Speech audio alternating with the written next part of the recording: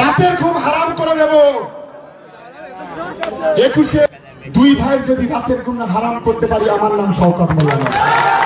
মন থেকে আবারও হুঁশিয়ারি দিয়ে বললেন দুই ভাইয়ের ঘুম হারাম করে দেবেন। আমার সত্যি বলছি, গত রাত্রে খুব ভালো ঘুমিয়েছে, আজকে শরীর টায়ার্ড আছে। আমি ক্যানিং পশ্চিম গিয়েছিলাম, ভাঙড়ে বিভিন্ন জায়গায় গিয়েছি, এখনই ঘুম পেয়ে যাচ্ছে। শান্তির ঘুম আমরা ঘুমোচ্ছি।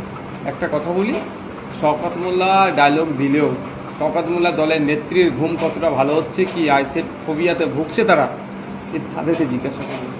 বলছে আপনারা 4 বছর ধরে ভাঙড়ের মানুষদেরকে ল্যাং মেরেছেন, 2026-এ আপনাদের ল্যাং মেরে দুই ভাইকে বাড়ি পাঠাবেন। দেখুন, ভাঙড়ের মানুষজন ভালো করে জানে নওশাদ সিদ্দিকী তাদের সাথে বেইমানি করেনি, তাদের আস্থাকে কোনোদিন নষ্ট করেনি। যদি আমি ল্যাং মারা কাকে বলে, যে ভাঙড়ের মানুষের ভোট নিলাম, দল চেঞ্জ করে দিলাম, সে কাজ আমি করেছি। আমার উপরে অত্যাচার, আমার উপরে 19টা মামলা, একাধিক ধারাই মামলা, একাধিক বার জেল খাটিয়েছে, তারপরেও ভাঙড়ের মানুষের আমি আস্থাকে নষ্ট করিনি। তো ভাঙড়ের মানুষ বিশ্বাস করে আমাকে ভোট দিয়েছিল, শাসকের বিরুদ্ধে গিয়ে ভোট দিয়েছিল, তাদের ভোটকে আমি সম্মান এখনো জানিয়ে আসছি, শেষ দিন পর্যন্ত সম্মান জানাবো।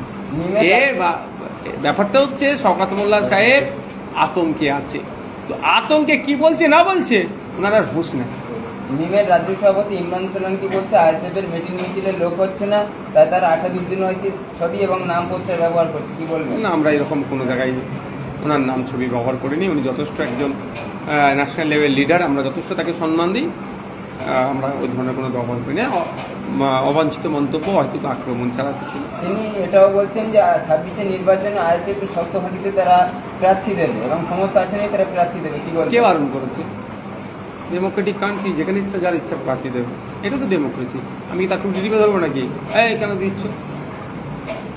এই 21-এ বিধানসভায় জোট হয়নি বলে কি তাহলে কি মিমের সাথেই কাদা ছোড়াছুড়ি করছে? না, আমরা ছড়িয়ে নিই, কে করছে বলতে পারবো না।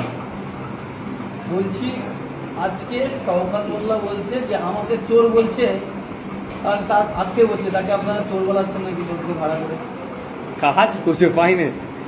গত 2 তারিখে তো আমাকে বলছে লোক ভাড়া করে, এই ভাড়া করার টাকাই আমার কাছে নেই, দিতে বলেন না। যদি কেউ কিছু পার্টি ফান্ডে টাকা পয়সা দেয়, পার্টি চালাতে অনেক কষ্ট হচ্ছে, ভাড়া করতে গেলে টাকা লাগে। দ্বিতীয় কথা হচ্ছে, বিধানসভার মধ্যে অতবার চোর চোর শুনে মন শান্ত হলো না, কেন বলতে যাব? আর লোক ভাড়া দিয়ে আমি তো বলছি, আমি ডাইরেক্ট বলছি, তৃণমূল কংগ্রেস আপাত মস্তকরা দুর্নীতিগ্রস্ত দল, চোরেদের দল। এই তৃণমূল কংগ্রেস চাকরি চুরি করেছে, রেশন চুরি করেছে, মিড ডে মিলের চাল চুরি করেছে, মাদ্রাসা উন্নয়নের টাকা চুরি করেছে। এই তৃণমূল কংগ্রেস হচ্ছে চোরেদের দল, শওকত মোল্লা চোরেদের দলের একজন।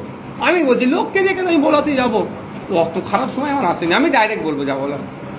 শওকত মোল্লা এটাও বলেছে, বলে এদের জন্য গাড়িতে লাঠি নিয়ে ঘুরতে হবে, আইন হাতে তুলে নেবে।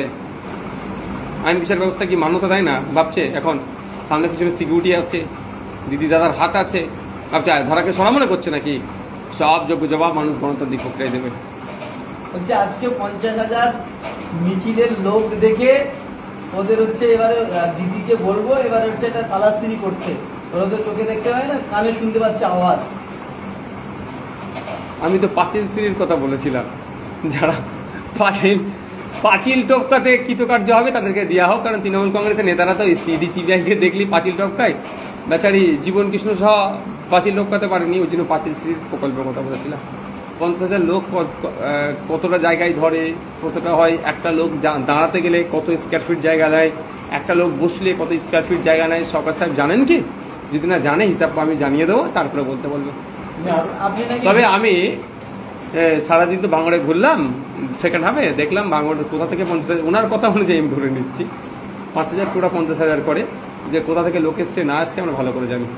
বলছি আবার আজকে অভিযোগ করা হয়েছে যে আপনি বিজেপির কাছ থেকে কোটি কোটি টাকা নিয়েছেন। আগামীকাল বেলা 11টার সময় কলকাতা ড্যাংশাল কোর্টে আপনারা উপস্থিত হবেন, অনুরোধ করব।